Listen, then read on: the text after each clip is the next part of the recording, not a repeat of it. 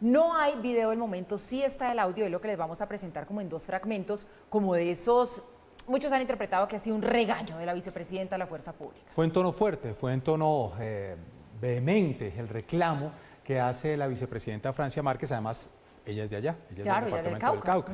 Entonces hace un llamado de atención muy fuerte por la difícil situación que se está viviendo en todo el departamento. Escuchemos el primer fragmento. Y tienen que asumir su tarea. Esto que ha pasado aquí en el norte del Cauca no había pasado antes. Y yo soy de esta región.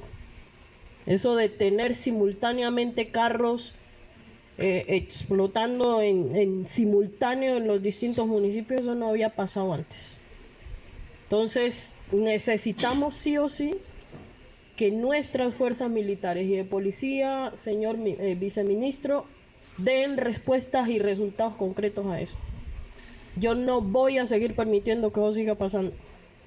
Tenemos que mejorar la situación de seguridad. Que las fuerzas que hay no son suficientes, pues hay que trasladar. Pero eso no puede seguir pasando. Aquí la comunidad está viviendo una barbarie. Bueno, pero allí no terminó este regaño de la vicepresidenta. También le pidió a la fuerza pública respuestas concretas sobre esa situación de orden público. Dijo también que no va a permitir que las comunidades continúen viviendo en esa barbarie.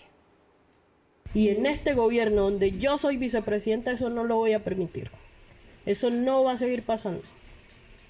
En relación a Guachené, Guachené tiene 3 bases militares. 3. Y ustedes no me pueden decir a mí que un grupito de jóvenes van a ser superiores a las fuerzas del Estado. No, eso no va a pasar. Eso no me lo pueden decir a mí. No me pueden decir que un grupito de jóvenes que se han tomado al pueblo por sus manos son superiores a las fuerzas militares y de policía y a la inteligencia y a la fiscalía y a todos los que tienen que articularse para brindar una seguridad integral en la comunidad. Eso no me lo pueden decir a mí. Bueno, pero allí no terminó el asunto porque después de este regaño de la vicepresidenta se conoció unas horitas después solamente una carta que le envió el general Giraldo, que es el comandante de las fuerzas militares, pues justamente a sus tropas, impartiéndoles como unas órdenes que de ahora en adelante deberían cumplir para acabar con esta situación de violencia en el Cauca. Fueron varias las instrucciones que dio el comandante de las fuerzas militares, el general Elder Giraldo, luego de este regaño. Dice que, en primer lugar, el accionar de estos grupos armados en los últimos días son un testimonio, son una evidencia para el mundo de que estos grupos que delinquen en el país no tienen ninguna intención real de paz y por el contrario su único interés es el de continuar lucrándose por parte de las economías ilícitas. Así lo escribió en este comunicado que se va a conocer precisamente el comandante de las fuerzas militares, el general Elder Giraldo. Ahí está precisamente lo que escribió. No tienen ninguna intención real de paz y por el contrario su único interés es el de continuar lucrándose de las economías ilícitas. Mire, y continúa, dentro de los puntos más importantes de esta carta del general Giraldo, dice: es una prioridad que se articulen esfuerzos y capacidades más estrechamente con otras instituciones del Estado como la Policía Nacional, la Fiscalía General de la Nación. Juntos podemos conformar un frente monolítico capaz de responder a situaciones de conflicto de forma efectiva y rápida, logrando que prevalezca el Estado social de derecho y no el miedo. También dijo el general Elder Giraldo, instó a los altos mandos a evaluar, a mejorar la prevención de sus áreas de responsabilidad con controles de seguridad.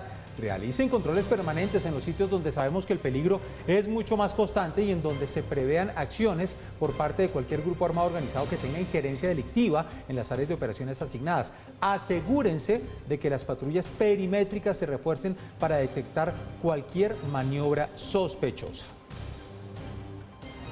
Y por supuesto, pues varias cosas llaman la atención aquí, Mauricio, que vale la pena discutirlas un poco, y Jenner también. Bueno, por un lado, que la vicepresidenta se va a lanzar en ristre contra lo que está haciendo o dejando de hacer las fuerzas militares, y uno dice, bueno, pero es una autocrítica, porque realmente es en el gobierno al que ella pertenece donde esto está sucediendo, y el comandante en jefe de las fuerzas militares, pues es el presidente al que ella acompaña. O sea que, claro, digamos, está criticando algo que ellos mismos seguramente entonces no están manejando bien. Y por otro lado, uno pues también se pregunta si si es la vicepresidenta la encargada de darle estas órdenes o hablarle de esta manera a las fuerzas militares cuando hay un ministro de Defensa y ella es la ministra de la Igualdad, no la ministra de Defensa. Pero déjeme agregarle también algo, Paola y Mauricio, y es que cuando ella dice textualmente estos vehículos carros bomba que están explotando en simultánea, esto no había pasado antes, sembrando quizá como un manto de dudas sobre lo que se ha venido presentando, no sé. Pero imagínese, es más delicado todavía. Más delicado no había todavía. pasado antes y empieza a pasar en su gobierno. Sí.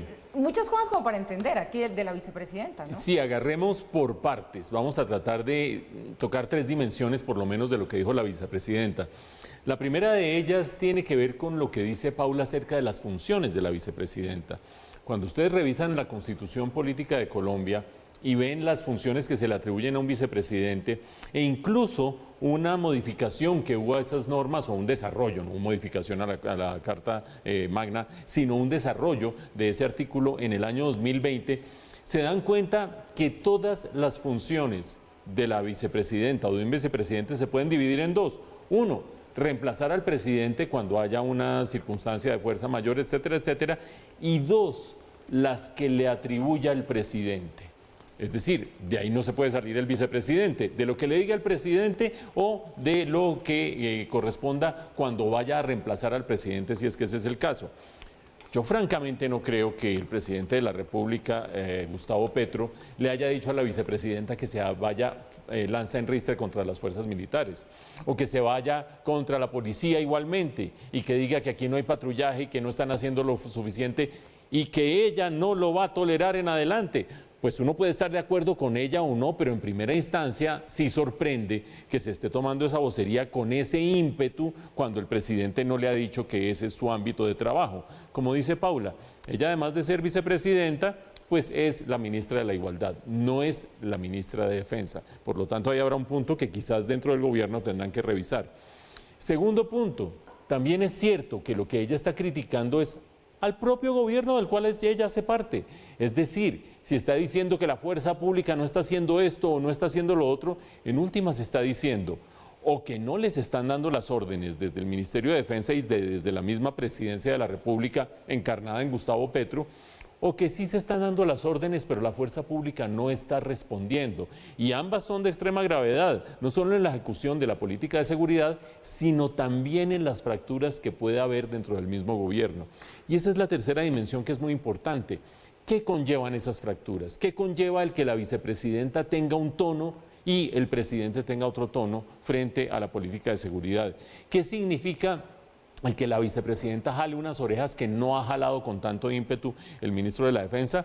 Ojo a por lo menos 2 cosas que dijo la vicepresidenta hoy, de las muchas que mencionamos acá. Dijo que en Guachené hay 3 bases y que esas 3 bases no pueden ser inferiores a unos jovencitos.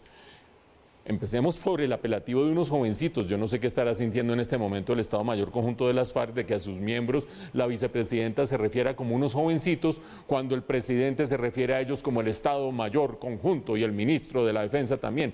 Unos jovencitos, y ella dice hay 3 bases y no pueden ser menos que unos jovencitos. Está diciendo muchas cosas que muchos colombianos nos preguntamos, pero las está diciendo de una manera que abre una fractura dentro del gobierno. Pero hay más. Cuando habla de Suárez Cauca, dice que el ejército no está patrullando.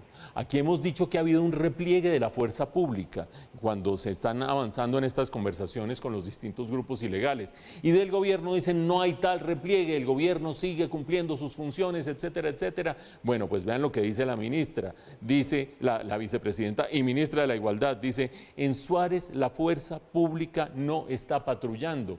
Y lo ilustra con una mención a su propio caso. Yo llego a Suárez y veo la guerrilla al otro lado de la calle mirándome a los ojos. Eso quiere decir que la fuerza pública no está patrullando.